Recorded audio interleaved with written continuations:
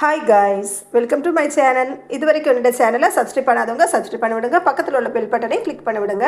ரொம்ப ரொம்ப நல்ல ஈஸியான ரெசிபி தாங்க இது. ஒரு 5 நிமிஷத்தில் நீங்கள் பண்ணி கொடுக்கலாங்க. பிள்ளைங்களும் ஸ்கூல்லேருந்து வராங்களா, டீக்கை கூட அழகாக வச்சு கொடுக்கலாங்க. வாங்க பார்க்கலாங்க. ஃபஸ்ட்டு இந்த ரெசிபிக்கு நான் கொஞ்சமாக ப்ரெட் எடுத்துருக்கேங்க, 3 முட்டை எடுத்துருக்கேங்க, கொஞ்சமாக சால்ட் எடுத்துருக்கேங்க, கொஞ்சமாக பெப்பர் தூள் எடுத்துருக்கேங்க. உங்களுக்கு ப்ரெட்டு எவ்வளோ தேவையோ அதுக்கேற்றவாறு நீங்கள் எடுத்துக்கோங்க. சேர்க்கும்போது முட்டையும் கொஞ்சம் அதிகமாக சேர்த்துக்கோங்க. எடுத்து வச்சுருந்த முட்டையே நல்லா அடித்து வச்சுருக்கோங்க. இதில் நாம் ஏற்கனவே எடுத்து வச்சுருந்ததில் ப்ரெட்டு அதை இதில் முக்கிட்டு நாம் பொரிச்சு எடுக்கலாங்க. இப்போ நாம் எடுத்து வச்சுருக்கிற ப்ரெட்டை முட்டையில் முக்கிட்டோங்க. இதை நாம் அப்படியே கடாயில் போட்டு பொரிச்சு எடுக்கலாங்க. ஒரு கடாயில் நெய் சேர்த்துருக்கேங்க. சாப்பிடும்போது ரொம்ப டேஸ்ட்டாக இருக்குங்க, நல்ல சாஃப்டாகவும் இருக்குங்க. இப்போ இதுக்கு மேலே பெப்பர் தூள் இருந்துச்சுல, பெப்பர் பொடி அதை கொஞ்சம் கொஞ்சமாக பரத்து சேர்த்துக்கோங்க.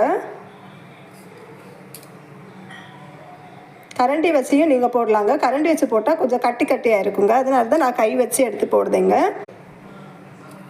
எல்லா பக்கமும் இந்த பெப்பர் பொடி படணுங்க. அப்போ தான் நமக்கு இந்த ரெசிபிக்கு சாப்பிடும்போது ரொம்ப நல்லா இருக்குங்க.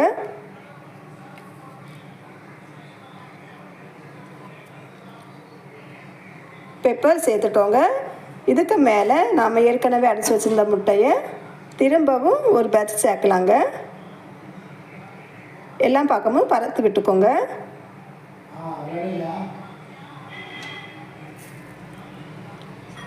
ஸ்கூல்லேருந்து பிள்ளைங்க வராங்க, பஸ் வருது. ஓகே, ஸ்டவ்வு லோ ஃப்ளேமில் இருக்கட்டுங்க. கொஞ்சம் இது நல்லா பொரியட்டுங்க இந்த ப்ரெட்டு.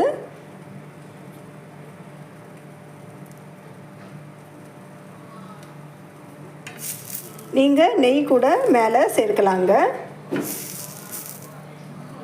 இப்போ பார்த்தீங்கன்னா ஒரு பக்கம் ரொம்ப வெந்தாச்சுங்க. திருப்பி போட்டுக்கலாங்க.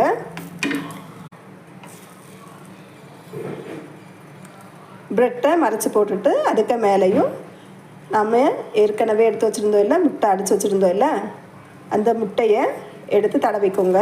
எல்லா பக்கமும் படுற மாதிரி வச்சுக்கோங்க. கொஞ்சமாக பெப்பர் பொடி தூவிக்கோங்க. இப்படி நீங்கள் சாப்பிடும்போது ரொம்ப டேஸ்ட்டாக இருக்குங்க. குழந்தைங்களும் ரொம்ப விரும்பி சாப்பிடுவாங்க. ஒரு 5 நிமிஷம் வேலை தாங்க இது, ஆனால் நல்ல சுட சுட ரெசிபி சூப்பராக இருக்குங்க. அவ்வளவுதாங்க, பாருங்கள். ப்ரெட்டை வச்சு நாம் ரொம்ப அழகான ரெசிபி செஞ்சு முடிச்சிட்டோம். ப்ரெட்டு எக்கு எல்லாமே நல்லா பொரிஞ்சு நல்ல சாஃப்டாக இருக்குங்க. சாப்பிடும்போதும் நல்ல டேஸ்ட்டாக